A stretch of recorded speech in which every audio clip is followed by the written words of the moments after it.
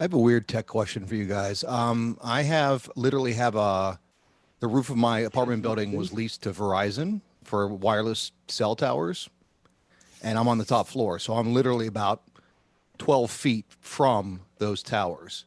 Now, if I don't meet my demise by that whatever is coming out of them, am I guaranteed a really strong cell signal if I switch from T-Mobile to Verizon? As long No, they're as you've directional. already had your children.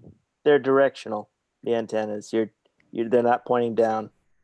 Right. And Yeah, there's actually, generally the a signal. there's generally a blackout cone under.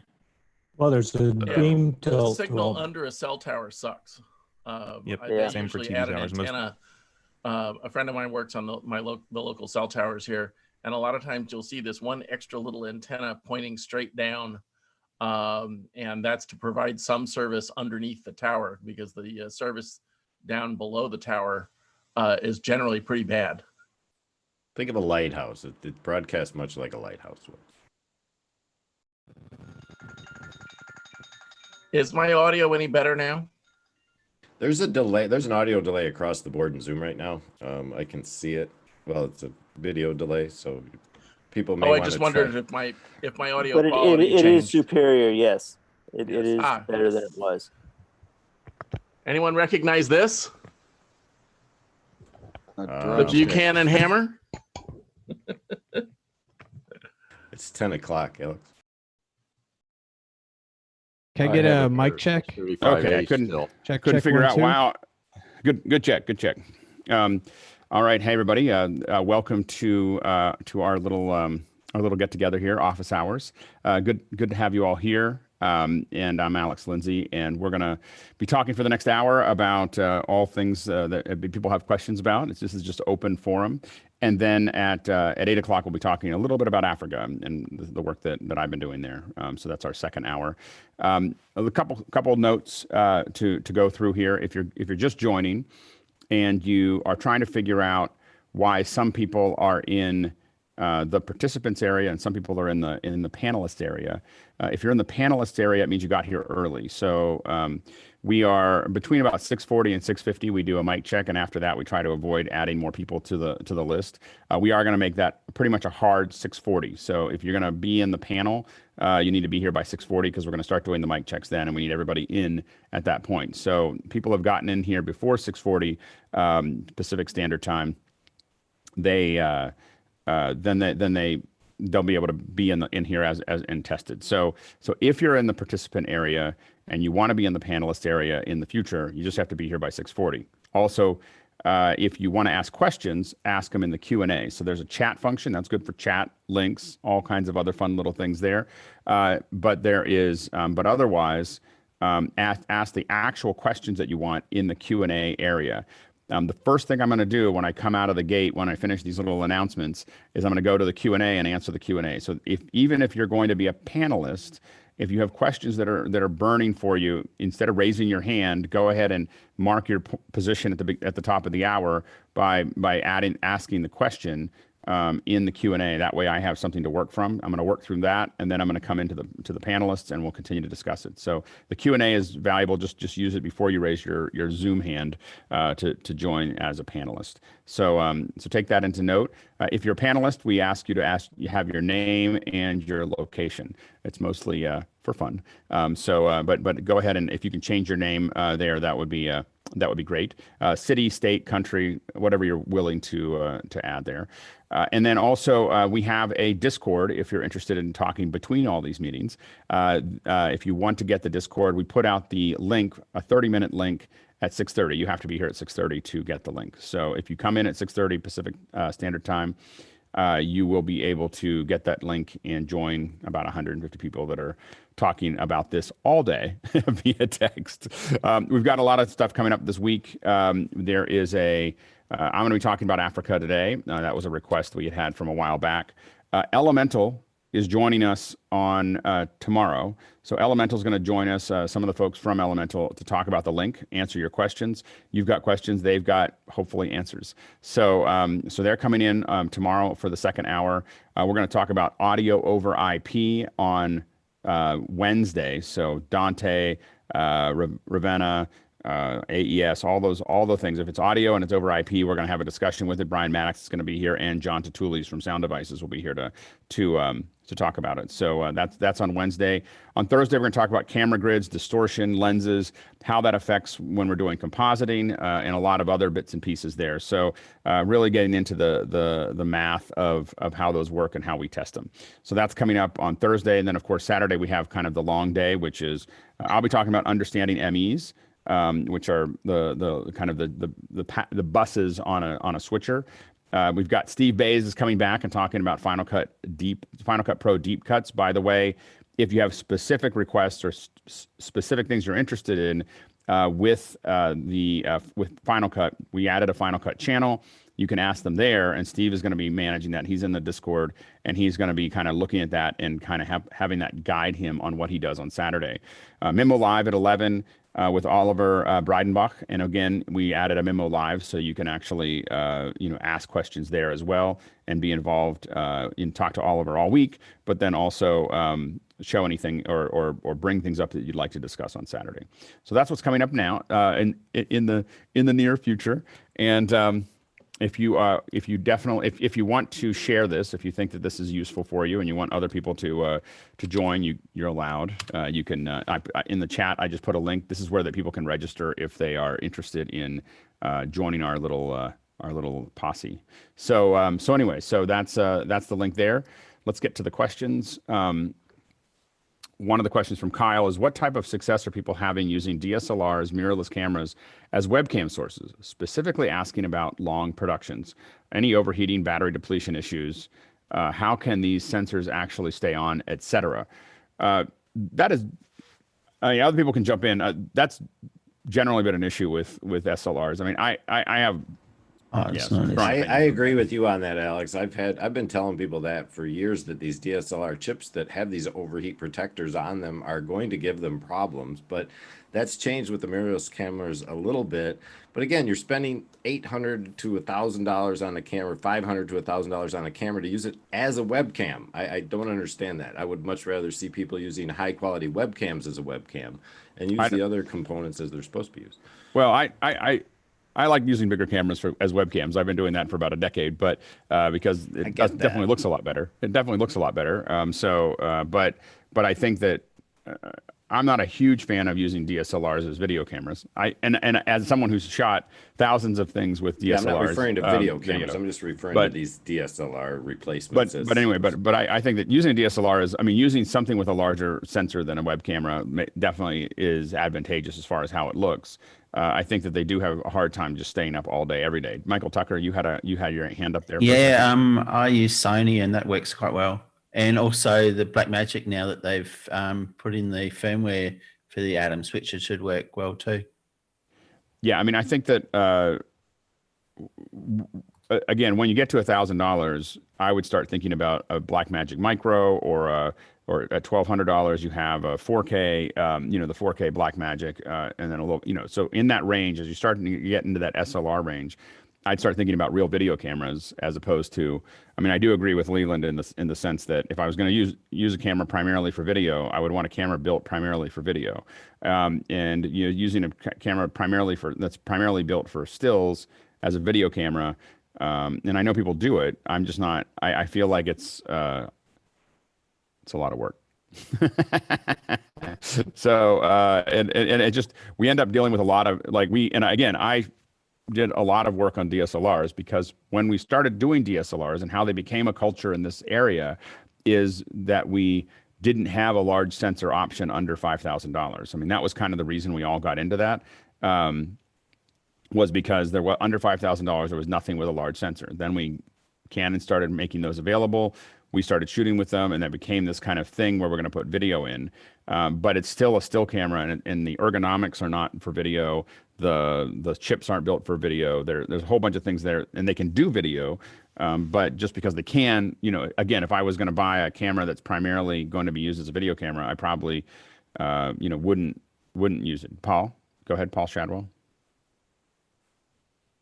Yeah, actually, I've been using the Sony A7R III as my camera up until Saturday, and we were running that like 6-7 hour session on Saturday. And I don't know if you noticed, but I kept disappearing off as because the camera was overheating. Yeah. so again, and the A7 is the one I was about to say. There's one exception. I've shot a lot of interviews with the A7, A7S, I think 2 or 3, 2, and it's great low light, looks pretty, and it's compact and easy to carry. To take, especially when you're going into overseas or in areas that are sensitive to video cameras. So the A7 has been a really good one in that area. But I do find that there are, again, when you're starting to use a still camera as a video camera, I don't think that's a long-term solution. Jim? I think you should also mention I'm going to mention that there's some low-cost solutions out there like the original C100, C100 Mark II. While they're not 4K cameras, they have 4K sensors. They are designed to run for long times, and sometimes B&H will, they'll knock out the original C100 Mark I for $1,400. And now we have the FS5, which is 4K under $5,000. There's the C200, which is now floating at around the $5,000 mark. So there's real options for 4K now, where you have cameras that can run for long times, for sure. And again, I think that I will admit that as someone who has a Blackmagic 6K and a bunch of micros and a bunch of studios, once I want to have those at that price at 6K for $2,000 is a hard one to beat as far as a video camera, and it's really a video camera. It's a video camera that does stills and doesn't do the stills very well. So I wouldn't, while they say that it does stills, my biggest problem with the Blackmagic 6K with stills is that it doesn't give me any feedback that I took a picture. So you take the picture and there's no it's funny how that UI or UX is important, that I don't have confidence that I actually took a photo. When I open it up, it goes, oh yeah, I took that photo, but I don't have confidence that I took the photo. It's that little sound or something that I need to have. And I know why it's silent is so that you can be shooting video and adding stills to it while you're shooting the video. So I get why it's there, but I really would like to have that as an option at least, or something. Having a pressure feedback on the button is enough to know you actually push the button. Some of that's gone away, the haptic feedback. Yeah. Well, haptic would add to the expense. So Alex, there's no overheating at all that you've experienced with the 6K and the 4K pockets? Those are reliable? Okay, good. I have shot them. There you go. That's great. I've shot a lot of video for a long time in really, really hot, Cambodia, in the dry season, and not had any issues with it. So that's for me, that's been the issue. The fan will come on and it makes some noise, but it's got its own, that it's able to manage that. I haven't had an issue anyway. Somebody from Canon said that the R5 has some pretty intense heat sink stuff going on too. So we'll have to see when that camera comes out. Yeah. And I think that for me, if I'm going down the path, and again, my issue with using the fact that I can shade the cameras with something like this, if I'm going down a path, even if I don't have an Atem Mini to start with, the ecosystem is very compelling. I'm going to buy something and I know that eventually I can do it. If I buy some other brand, then I end up with something that I can't do that with.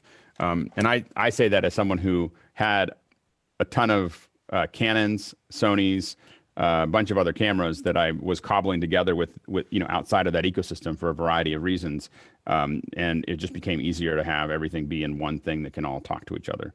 That became a compelling model. Marty, Brennis? Yeah, one of the other things is, they asked about battery life, and when you're using the thing as a video camera, you probably shouldn't be worried about battery life because you should be running off a power supply. You're already running a cable to the camera. There's no reason to use batteries when you can plug it in and have it up all the time.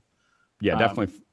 And a lot of this, I suspect some of the questions about using this is just repurposing old hardware, that you've got this DSLR sitting around that you haven't used for a while because you're using your iPhone to shoot pictures now. And being able to take that older camera, mount it up somewhere and lock it off, like for what we're doing right here, seems like a good use of existing hardware. Yeah, no, absolutely. And if you're doing it for that reason, I wouldn't necessarily go buy it, but if you have one around, there's definitely ways to make that work. And just knowing that they will overheat, they're not built to stay open for hour on end in that process. And so those are things to think about when you're looking at those DSLRs. I know that the people who are selling the cameras are working pretty hard at selling you on the idea that that camera is a good video camera. But we have to remember that the reason that they're doing that is because their market is disintegrating. You know, there's a still market because people like me, unless I'm really going to go out and take really good photos, I won't take a DSLR because it won't keep, it's not easily, it doesn't easily fit into my ecosystem, and I don't get GPS. Like the ones that, there's now some that have GPS, but the fact that I'm so dependent on that process keeps me from wanting to use my DSLR camera. Yeah, I can take great photos, I just can't find them. So that becomes an issue, you know, from my perspective. Neil, you had a comment? Yeah. In the studios here, we have sets of GH5s that we've run. The max was about 6 hours at a time. Right. And you're breaking up, Neil. I think we're having your up speed is not keeping up with your overheating issues with them, but at output 4 to 10 bit from that into something else. Right, Neil. I don't know if you can hear us, but we can barely hear you. So trying, to get really good video. But yeah, can you hear me now? No, it's just breaking up. It's not your audio. It's your connection. So, I'm gonna move on. But I do get the GH5 is probably one of the ones that works probably a little bit better than a lot of the other ones. Is probably handles that better. I still don't understand the ergonomics. Like to me, the issue is that now that I have when you have a camera on the back that has a touch screen and just does video, and that's all it does, and you're not going through little menus and stuff like that. I think it's the ergonomics of a still camera doing video is the thing that, beyond whether it overheats or not, the ergonomics, the connections, all the little bits and pieces are there. And to get back to Marty's thing, I use external batteries, and then I also use the internal battery, and then I try to power it whenever I can. So those are the bits and pieces there. So next question is from Jeffrey Rise, who said, just getting started with video and bought a Blackmagic Pocket Cinema 4K. And I wanted to pick your brain about learning. What program should I start learning? Final Cut Pro, DaVinci? Should I learn Photoshop? Well, so what I'm going to say about Photoshop, I'm going to start with Photoshop. As someone who's used Photoshop since 1991, I would, if you're on a Mac at least, I don't know the options on the PC, I would not learn Photoshop to start out with. And I know that sounds like heresy for me to say. I feel like the number one reason that I use Photoshop right now is because I've used it for 20 years or 30 years now, almost 30 years. And I am purposefully working at learning Affinity photo right now, primarily, to force myself to see where I can run into, where I can get it. And other than learning the quirks, most of my work, if you're saying I'm going to learn Photoshop, it means you haven't done anything in it yet, which means I don't know if you're ever gonna need it. Like in that sense, and paying a subscription. I'm a little bitter about the subscription, I will admit, and paying for a subscription for that when you may not utilize the tools that distinguish Photoshop from something like Affinity. That's the issue. Is that, yeah, I get everybody uses it, but I'm not sure that the average person, I'm able to do 90 to 95% of the work that I do with Affinity Photo. I can't export a Targa file to my Blackmagic switcher, which I'm a little bitter about, and I tell them regularly. And you can't really manipulate alpha channels in Affinity, which drives me a little nuts. Dave, you were going to say? Yeah, when I switched from Mac to PC about a year and a half ago, I had to give up my CS6 license because it was Mac only. And I got the Photoshop Elements version for like $89. And I found it's easier than the full version of Photoshop. I mean, but because the menus and the settings are in more logical places than they were in Photoshop in the full version. Yeah, and part of the challenge with Photoshop is that it's got inertia where there's a lot of professionals that are paying money for it that are super sensitive about you moving their. I mean, if you move the buttons just a little bit, these guys have been working in this thing for 20 years and they're mad. I've been that person. Like I can't believe that. Like for instance, Illustrator. It drives me crazy. I haven't liked almost anything that was added to Illustrator after like version 6. I've just been like, these guys, and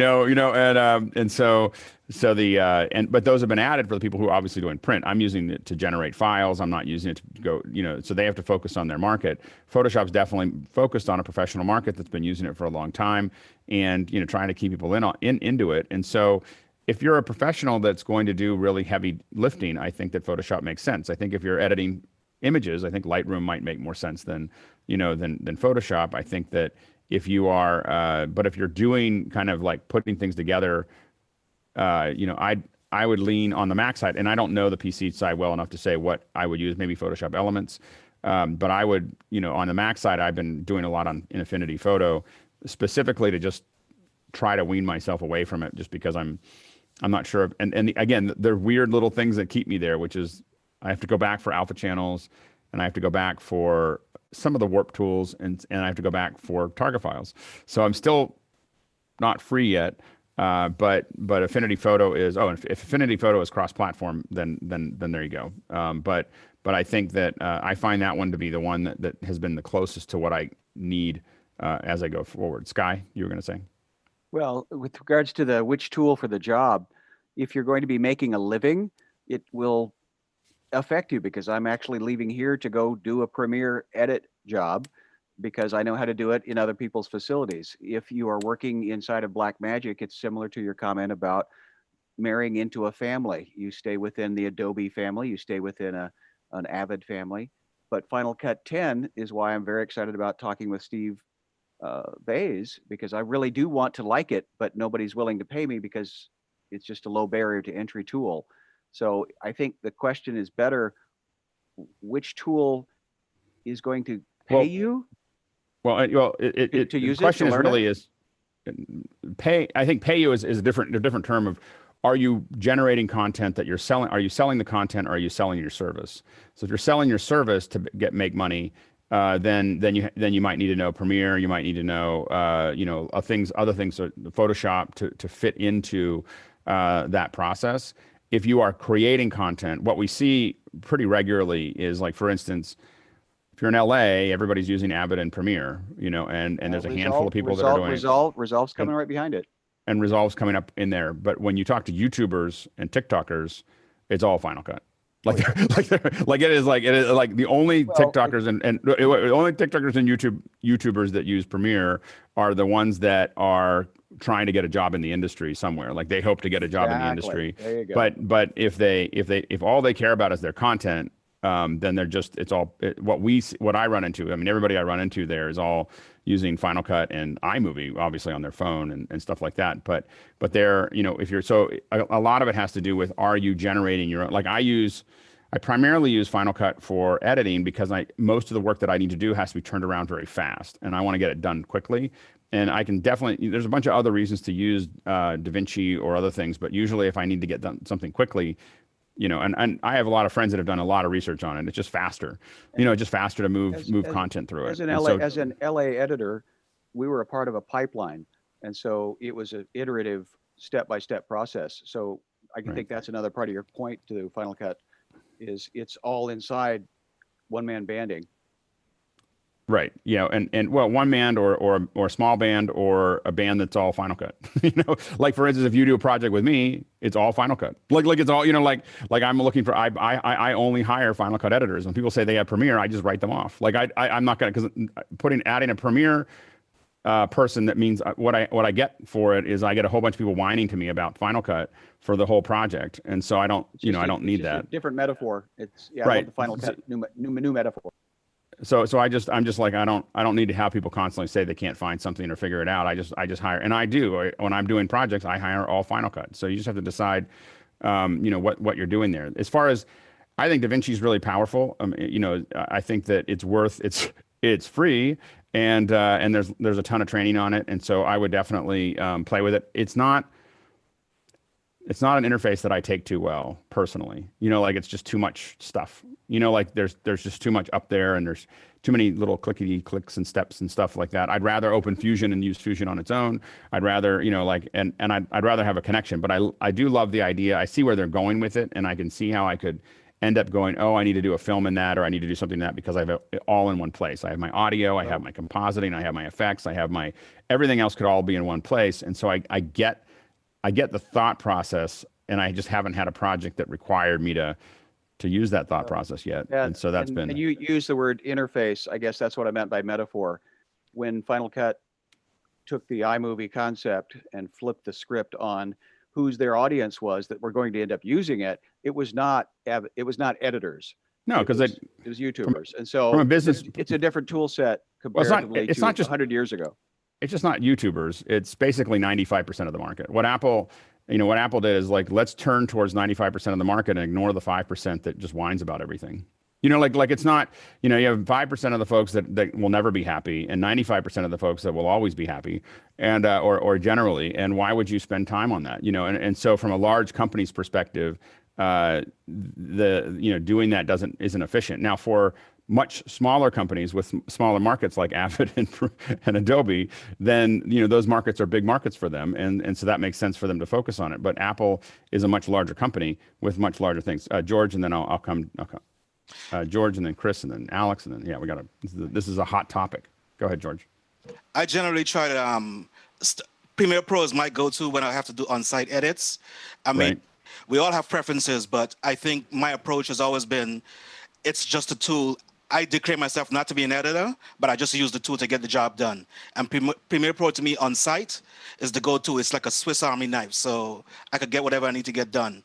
I use Final Cut also, but it's just a choice for the particular job. Yep. Yeah. And again, I just haven't found anything that I can execute as fast, with it as Final Cut. And again, I don't have any problem with people using it. It's just not part of my pipeline. And I just switched completely over the day they announced it. So I went through all the trouble of learning all the bits and pieces of that. So I don't have any experience of it. I just do know that my historical experience with Avid and Premiere was not great. And I think that was probably the contributing factor. Chris Summers? Yeah, I mean, coming from Final Cut and remembering like Media 100 and the old Avid composers, I have to, I had feelings about Final Cut 10 when it came out. But to be very honest, they worked 10 years, and Fenric will agree with me, they were way ahead of the curve.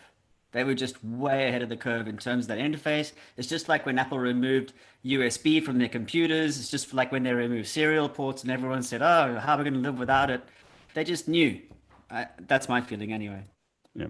Yeah. So anyway, so that's, I think that learning Final Cut and DaVinci both makes sense. You'll learn which one you like the best. If you're trying to get into something, I would learn both of them. I probably, for me, it's really between those two. I don't think it's, I wouldn't go down the other routes, but that's just my opinion. I'd probably lean towards, because you're gonna pay a subscription to learn Premiere, so you're paying every month to figure out how to learn something. Not that I'm an old bitter man about the subscription thing, but the issue there, if you're using Final Cut, you are locked into the Mac universe. Yes, it's okay with me. Alex, go ahead. Jeffrey asked, this is part of after getting his 4K Blackmagic camera. So it really depends. If you're using a 4K Blackmagic camera and you're into raw workflows and doing the highest quality possible using the camera that you've got, then get DaVinci, because that can actually use Blackmagic RAW, whereas Final Cut can't. But if you need to get stuff done quickly, or if you want a place where you can play and you can be as creative as you want to without having to actually get the program to kind of, instead of operating a program, you're just being creative, then maybe consider Final Cut. So it depends on what you want to do with your camera. That's what I think. And, and I think that there's, the other thing is that you have a company that's making the hardware and the software, and there's obviously some efficiencies for them to optimize the hardware and the software together, and prepare the software for everything that's coming down the pike. And so I think that there are some advantages if you're in that ecosystem. If you're willing to use a Mac, there are some advantages to having the company that's making your hardware and making your software at the same time. That is a thing that we keep on seeing. If you look at the performance of the new Mac Pros, and obviously the Apple products work really efficiently on them. Dave, you were going to say? Yeah, two things. I felt like when they went to Final Cut X, that DaVinci reminded me of home in the previous Final Cuts. You know, it was back to the old timelines and all that. Once I got over the hurdles of the media import and export, you know, being in their separate worlds. But the other point I wanted to make was if you got a client who walks in backstage while you're doing an edit and you pop up the color window, they have no problem paying your rate. As opposed to Final Cut, they're like, oh, yeah, my 14-year-old uses this for their TikTok videos. So, you know, just. Yeah. Scott, you were going to say something, or were you saying no? He's like, no, I don't need to say anything. So anyway, you know, I think that I would start with, for the Photoshop, I would start with something like Affinity Photo and see how far it takes you before I started paying a monthly rent. Same thing with, I would probably learn Final Cut. And if you're asking about Final Cut, I'm assuming you're using a Mac. So I'd probably use Final Cut and DaVinci, take the little tutorials and see what you got there and see how well they work. Before I start adding, you know, other things that I'm, again, when you're starting, I wouldn't start paying rent on it until I knew it was something that was going to make money for me. You know, and again, if you're working for somebody else, I do think that I think that it's valid that if you're going to work with another team and you think that those teams might be using Premiere, then it makes sense to learn Premiere. Leland, your mic's open. Yeah, I'm sorry, I didn't mean that. It's on Affinity's on sale for half offer. Okay, great. Yeah, and so Affinity is a good, and I find that it does, again, most of the stuff that I'm doing, and it does a lot of it faster than Photoshop does. So if you run into a wall and you can't get the stuff done in Affinity, then see if either you don't know how to do it yet, or whether you need to go to Photoshop. And if you need to go to Photoshop, again, I still have it because there's things I still need it for. So I think that's the, you know, but I think that I wouldn't start there if I was doing that. Victor says he's getting an Atem Mini Pro Wednesday and heard that we are having a deep discussion on this, or should I just go to Discord? Yeah, I don't know if we put up an Atem. Did we put up an Atem channel? We should, just so we can talk about Atem stuff. But we haven't had a deep dive on the Mini itself. We've been talking on Saturdays about the switcher in general. So we've been talking about keying and graphics, and this week we're going to talk about MEs. And so we're going to be talking sometimes about stuff that applies to the Mini Pro and some stuff that doesn't. But I think that I'm definitely open to maybe even digging into the Mini, at least, because I have one here, on Saturday. We're going to not do the photogrammetry again on Saturday. So maybe what we'll do is there's a whole bunch of us with Mini Pros. Maybe we'll talk about that a little bit on Saturday instead of that. So why don't we think about doing that? So we'll do at noon on Saturday, which will be our fourth one, instead of the photogrammetry and USDZ, we'll move to just having a 1 hour discussion. It'll just be kind of a free form one, but a 1 hour discussion on the Mini Pro. And so hopefully Shannon will put that in my notes, or I'll forget. And then need to compare size items. Okay, I don't know what that means. Ernest Floyd says, is there an app that can monitor all your audio inputs and show latency against an established baseline?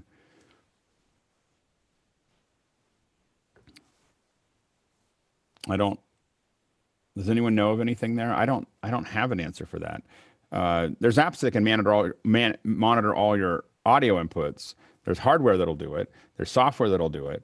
I don't know of something that'll measure latency against it and where that latency is as far as that. So we'll have to pin that one and think about it a little bit. I don't have an answer, for that right now. Bob Middleton says, can you suggest an entry-level mic for family history interviews? 2 people, USB versus XLR type. Okay, it's super important not to touch the, sorry, I didn't put this in the announcements. I got to put that in there. You can't, if you're a panelist, I know some of you guys are new, don't touch the Q&A because it disappears while I'm reading it. And so, let's see here. Now I can't find it now. Like it just, okay. Okay, there we go. All right. So,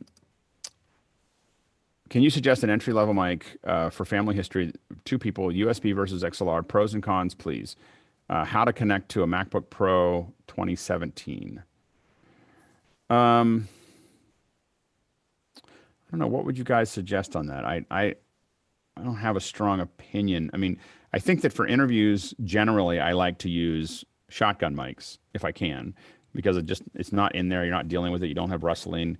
So I like to put a shotgun mic right out of frame, right at about a 30 to 45 degree angle from the person, aimed at their sternum, and have that shotgun mic. And for the cost, I think that the NT2, the Rode NT2, is a pretty strong mic, for that. So anyway, so I think that's, yeah. Go ahead, Leland. You could look into a stereo condenser mic that has 2 side channels on it that you could set between the 2 individuals, so that one mic would pick up both entries like you would on a podcast with a single mic. So those are something to look into.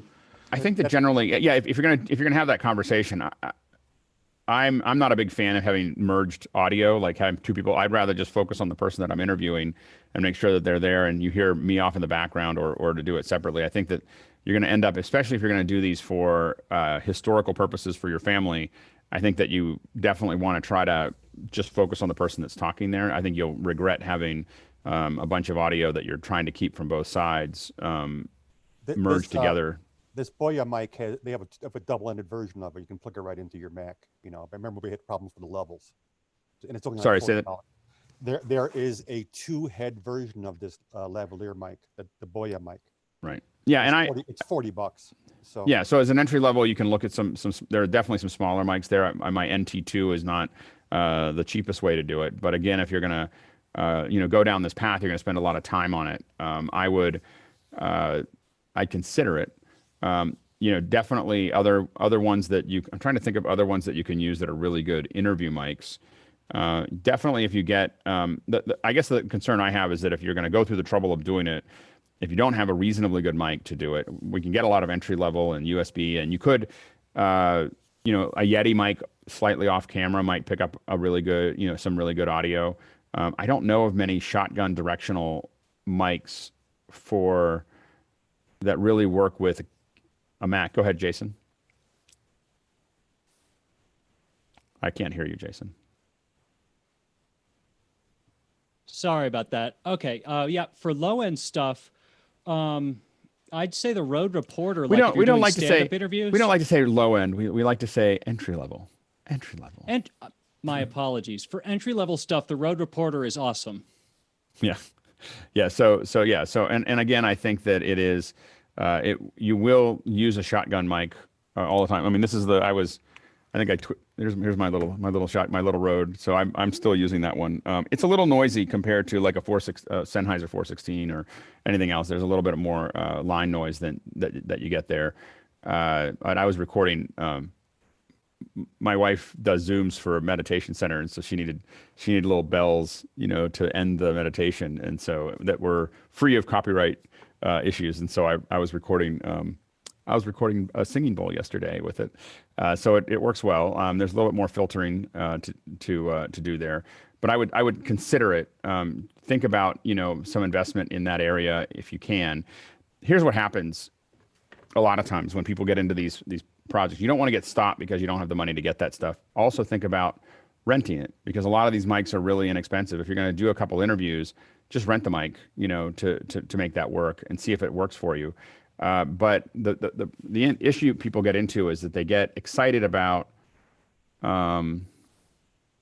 start working on a project and then they realize the project is really great. Like they started getting some really good stuff, and then they're really unhappy that the fact that they didn't record it very well. Like the first half of the interviews, and you see this with documentaries, you see this with stuff like we're going to hack it all out, and it all seems like a good idea that we're all going to hack it out, but then we wish we had not hacked out the first 3 interviews with our grandmother, who is no longer with us. And so that's the kind of you wish you had gotten that area. So if it's something that's important to you, I would think about getting something like an NT2, which we've used for hundreds or thousands of interviews, and then some type of, it can be as a Focusrite Scarlett or Solo or whatever to get it into your computer. I would lean towards some kind of recorder, but you can you might find it easier to be recording to something or to pipe it into your camera, so you're recording it there. The recorder I use is expensive. It's a mix, not expensive, but more expensive than entry level, which is a Mix Pre 3. But there's also zooms are a little less expensive than that and do a reasonably good job. And then of course getting a little $100 interface or $150 interface to your Mac definitely can do that. Just keep your Mac far enough away that just remember your fan noise will show up in a shotgun mic pretty quickly. So you need to. I turned off when I was doing this little bell yesterday. I had to turn off the pump to the I turned off all of my equipment, the pump to the pool, the refrigerator downstairs. Like there was like, as you start if you listen as an audio engineer, you start hearing all these weird little noises. And then I wanted to, complain. We're under an airport, a little airport. So some little plane was flying. I was like, oh my gosh, you guys, like, why it's Sunday? Why are you flying in why are you using up my sound? Chris, comfort. Yes, I still use my old H4n, and I know you mentioned Zoom. Yeah, the H4n's good. I've taken that. I've taken that. Kicking. Yeah, the H4n is a little tank, and yeah, there's the H, and I had, is that the H2 or is that the H4n? That's the H4n, right?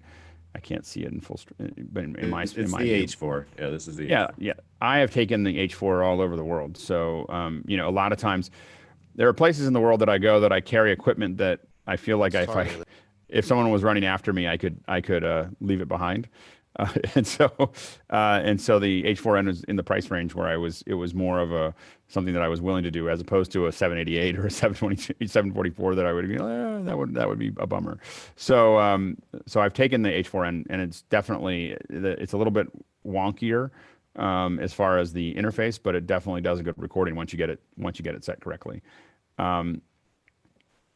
The other question, and by the way, now if we're kind of cruising through these, but if you're a panelist and you have specific questions, go ahead and raise your hand as well. Raise your Zoom hand, and we'll start going through there. We've used up a lot of time on the Q&As, which is good. Jan Landy says he'd recommend the Shure MV51 for an interface and or for a mic. If it's the MV51 that's the mic, the problem is you just can't do it from very far away. If you don't want it in the shot, I think the MV51 would be more challenging. I think the MV80.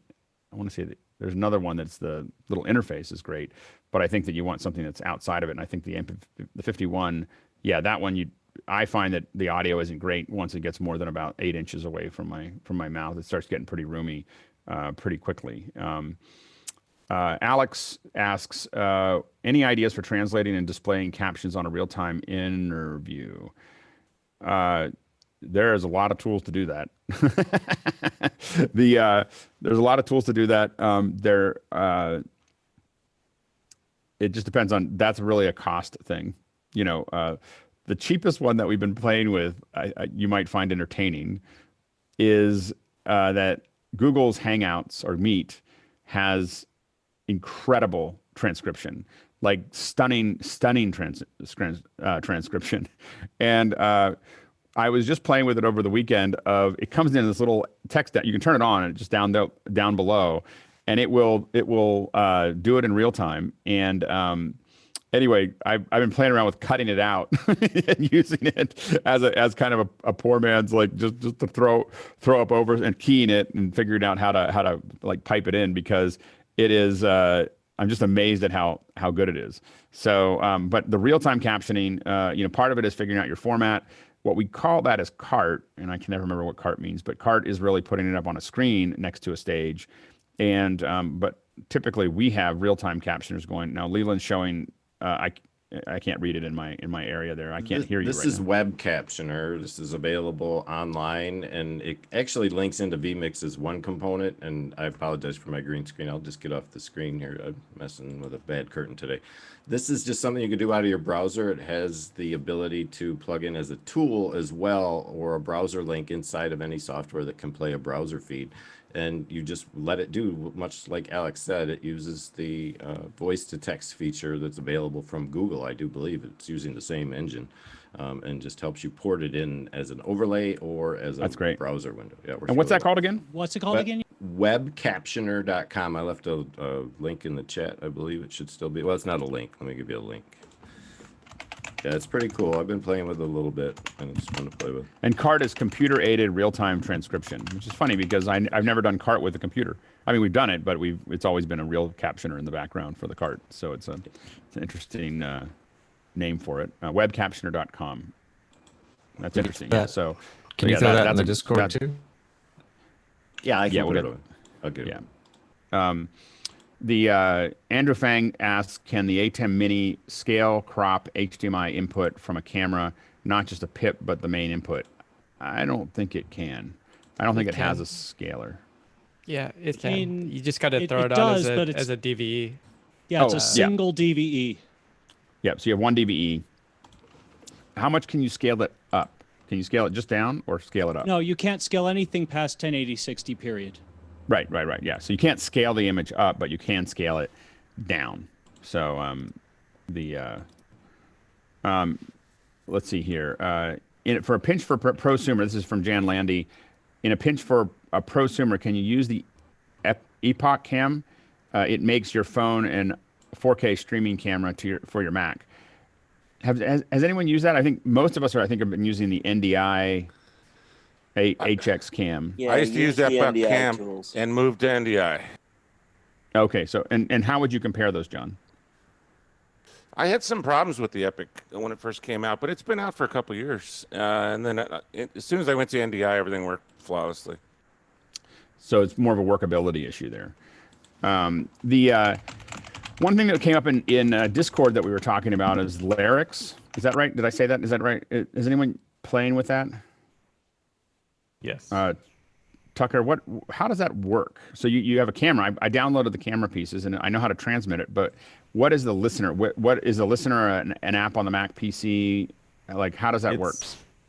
So Lyrics is an open source, SRT is an open source transport format. And so there's a whole bunch of different ways that you can capture or you can receive it. So you can watch it with VLC. You can watch it with a vMix is what I use. There's Lyrics also they have the broadcaster, but they also have SRDP, which is their receiver app or their display app. There's a caller function and a listener function, and then there's a third function called a rendezvous. It has not worked very well for me. So the way that I use it is I set up my vMix system with port forwarding on my firewall, and then in software firewall and home firewall. But once you have that set up, either the display or basically either end, whether you're wanting to watch it or whether you're wanting to feed a source to it, can be a caller. And so with both of those apps, you dial into the vMix system or whatever your system is, and you can, like I said, send video or receive video. It's really pretty straightforward once you have it set up. And for the person on the phone on the far end, are you able to decide what you're sending back to them? Yeah, so whatever software you're using, you have to generate it. So you have to, with vMix, I can just say this output is the return feed. And it could be whatever you want it to be. You can use, matrix.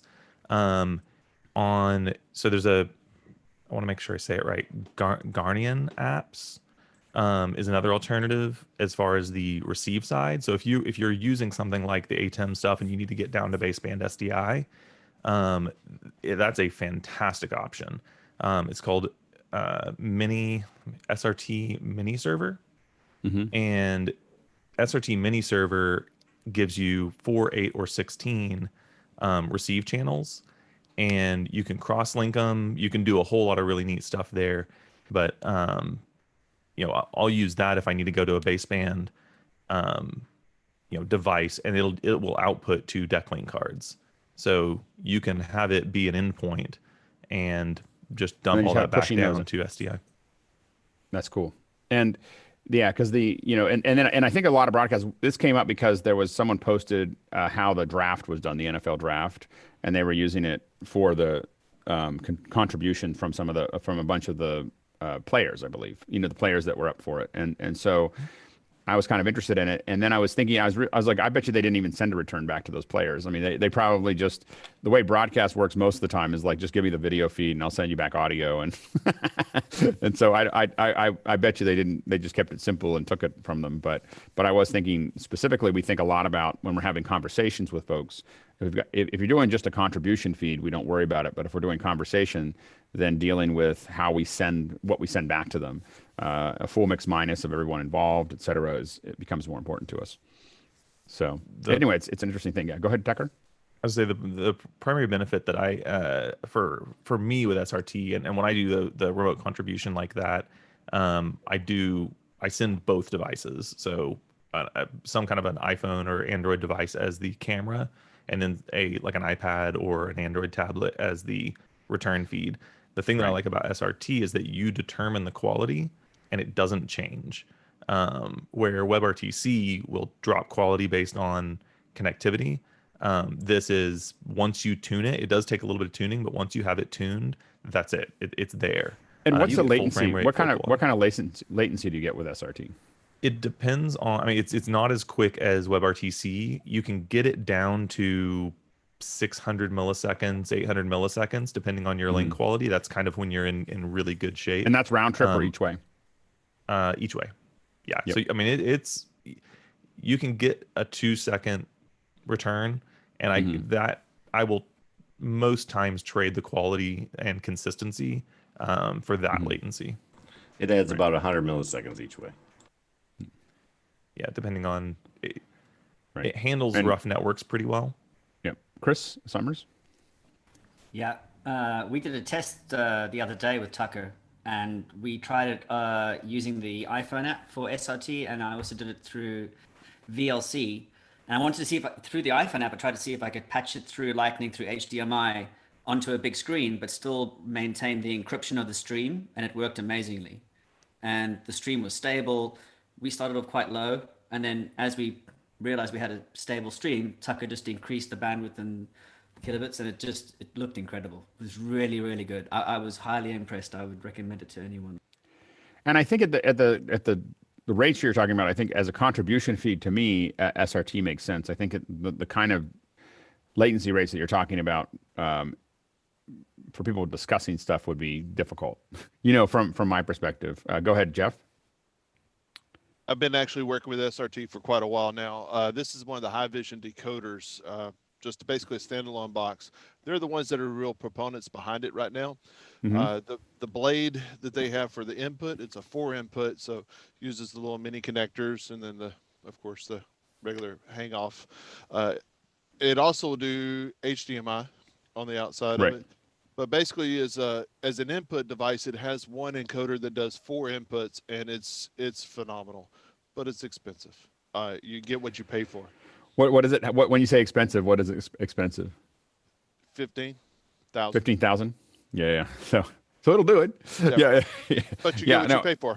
Absolutely. No. There's definitely when you get to a certain level of production, it's not about the cost of one little box. It's a cost of stability and people's time and all the things. We have to remember that that there's definitely I don't use an ARRI for everything, but there are ads that I work on that we want that for that process. And if someone's gonna ask me for that, that's where I will go on really high end solutions. And in the same sense, like I don't necessarily need an elemental for everything that I'm doing, but there are definitely shows where it would be very difficult to do without. And so I think that when we get into professional ones, when you hear those big numbers, you just got to remember there's big numbers behind those numbers too. there's big numbers depending on that hardware to be, we don't want it, when it goes down, we don't want to try to explain why we're using a phone, to connect it. Whereas when the NFL's got 53 contributions that they want to put out, they don't want to send 53 $15,000 or $5,000 or $10,000 contribution boxes. Not the NFL, but the network. So how do we make it, more portable? So it just depends on where you're putting in the pipeline and how important each one of those feeds is to make that work. That's great. I know that High Vision has been really pushing it. I haven't really looked at the hardware for a little while. We had a lot of Makitos for a long time. Yeah, this is the next line of the Makitos. This is two. This one's actually a 2 output box, but they have a 4 output that just got released. So Right. you can do 4:4, which is pretty Yep. phenomenal for the price point. There's also the reliability of using them. ESPN uses these for pretty much all their backhaul from sports now. They've moved Right. over to the complete high vision market. That's great. Yeah, pretty amazing. Yeah, absolutely. Josh Fingold says that I want to create the look of a TV news with a city skyline as my background. Where do stations get the video feed? Is there a site that has live feeds, or is it pre-recorded footage? I'm in New York City. So a couple things about that. Oftentimes, the footage behind someone in a, if they're doing an insert. So an insert studio is kind of like the little thing that I built here. You got oftentimes a monitor behind them, usually not a green screen. It's usually a TV monitor, and they have a feed, and that feed is usually live. And the reason they do that is because everything is live, even though they're all in the same place. They can say that it's live. If they have a recording in the background of a city scene, there's a chance that they're at night and you see a daylight scene, or night, or something's happening back there. And from a news perspective, there's a lot of, I know that in DC, there's a lot of sensitivity to being able to say it's all live.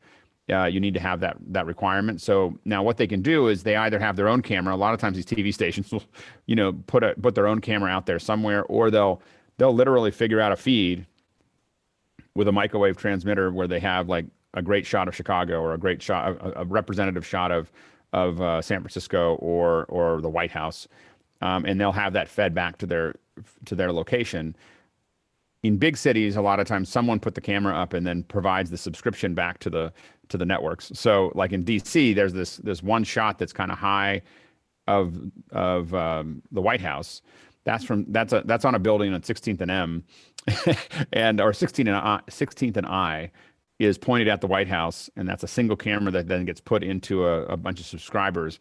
I mean, all the networks use the same one, in that sense, or just about all of them use the same camera that is being paid for essentially by all of them to some degree, and someone's making money on it. But so those feeds are something that they subscribe to for that live feed. But generally, they go for a live feed because they want to be able to say, I know we've had discussions with it because we don't do that very often, and they like, well, we want to be able to say it's live. And so, and it's all live, not part of it live. Now, the other thing that people do is then when they can't do that, they just put graphics behind it, and so, you can put a graphic behind the person just as easily as a cityscape. The key is to make sure that if you're going to do it in smaller markets, they will just put up stills, or they'll put up stuff. Just make sure you don't have things. If you're going to put up a still behind someone, make sure that you don't have things that are obviously should be moving that are not. I saw one come out of, I think it was Indiana or something. I was looking at it, and I think it's in my teardown. If you go to the Pixelcore channel on, you'll see, I think one of my first teardowns first or second one points out, hey, there's a flag here that isn't moving, and there's a bird that's stuck in the sky, and there's there's all these little things, and all you got to do is go through and Photoshop those out. If you're going to use a still, just go in and just fix that. Like, look for things that you would think were moving and they're not. And then also you can think about doing loops. We've done them where we've had a seamless loop of cars going by. Like, for instance, a high shot and you see the cars going by. And I figured out a way to basically build it. I shot it for 10 minutes and then found a place. Stoplights are really useful because all the cars are there, and you can very quickly, use that moment to do a transition, and it would last forever. And I don't think anyone would ever notice that there was a subtle transition in the background that, was carefully done. No one's going to notice that that's a loop. And so those are some of the things to kind of, consider as you start to work down that path.